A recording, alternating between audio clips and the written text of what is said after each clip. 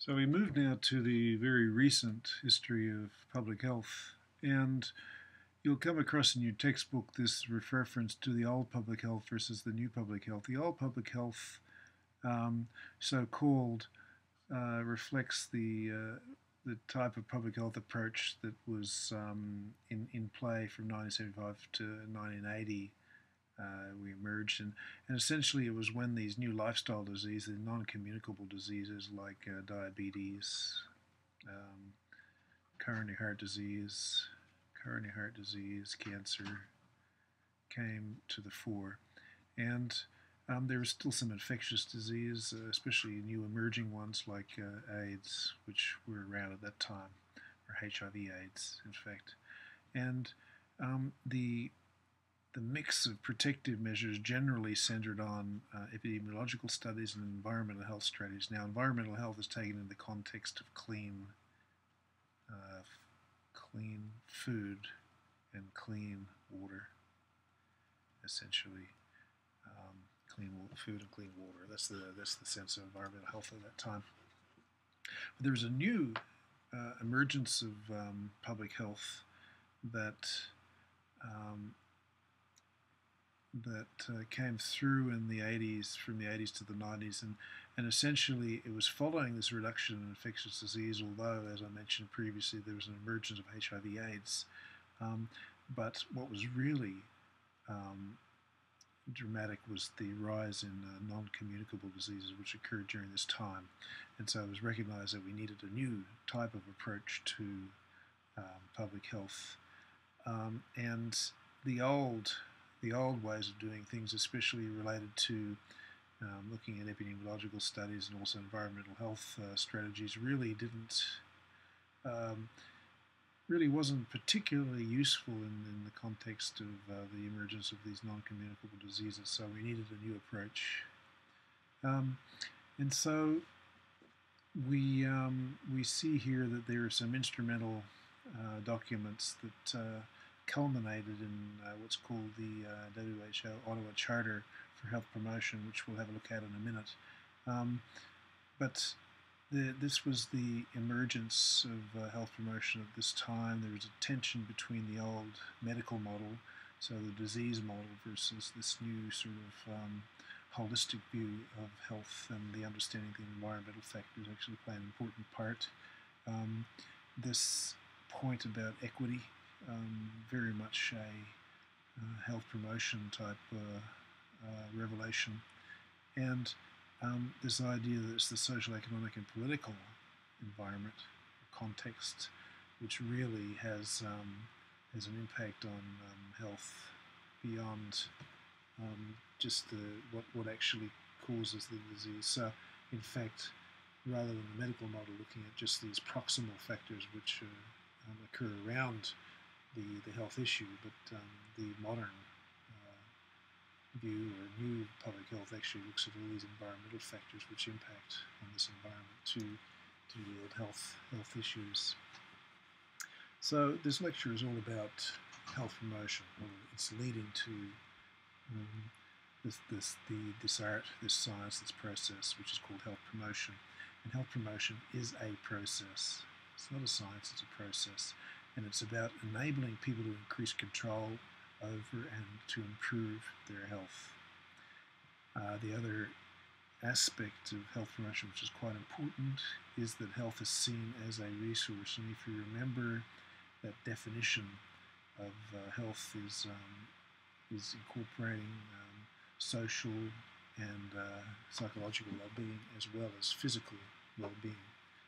But you can see here that health promotion is a process. Now, in thinking back to the work that we've done in tutorials on looking at determinants, our discussions on determinants have very much been focused on, firstly, the individuals.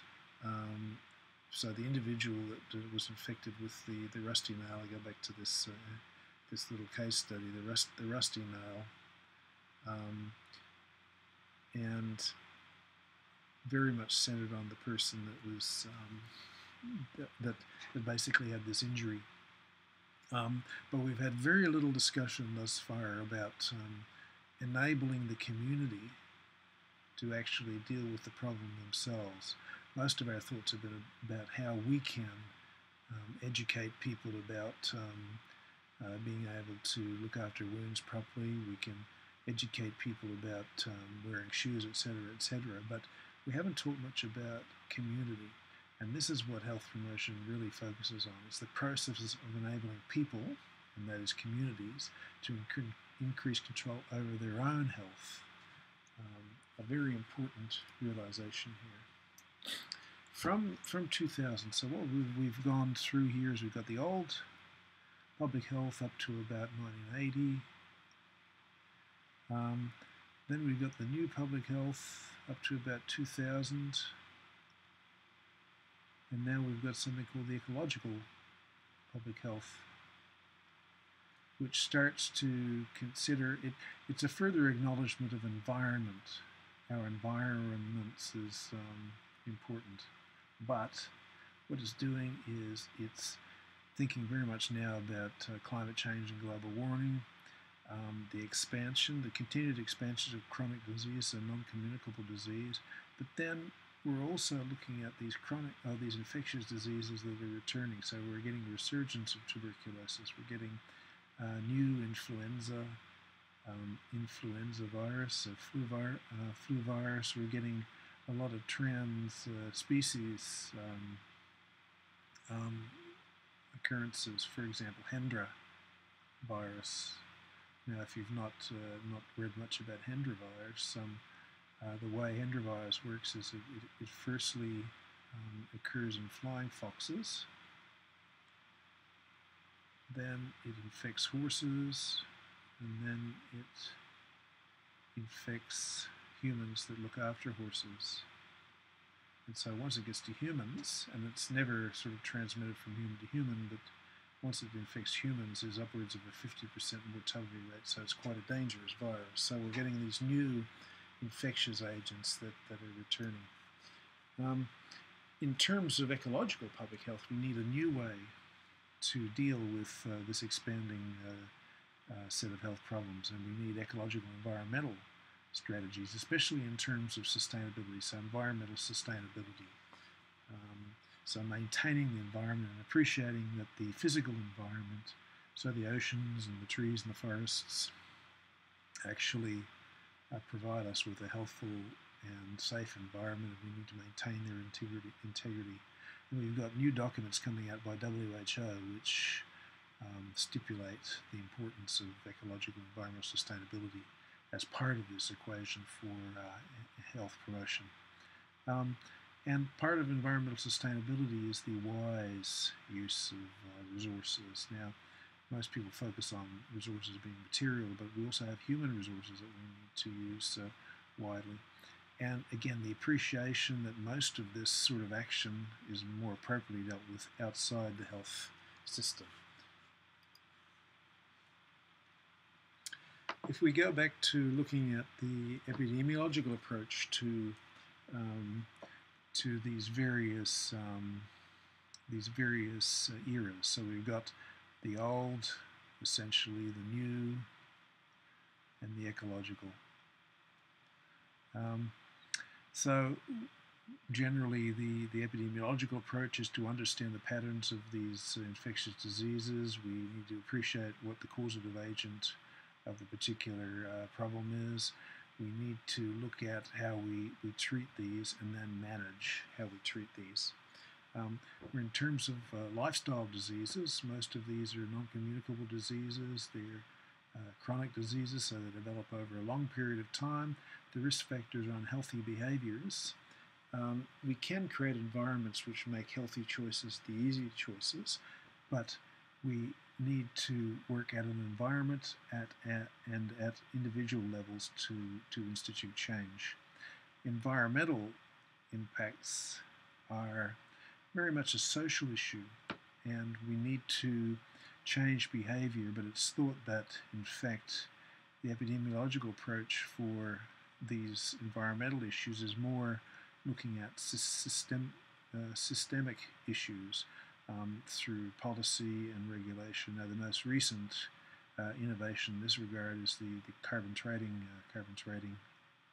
or loosely called the carbon tax, which endeavours to make wasteful activity more expensive, therefore attempting to change behaviour.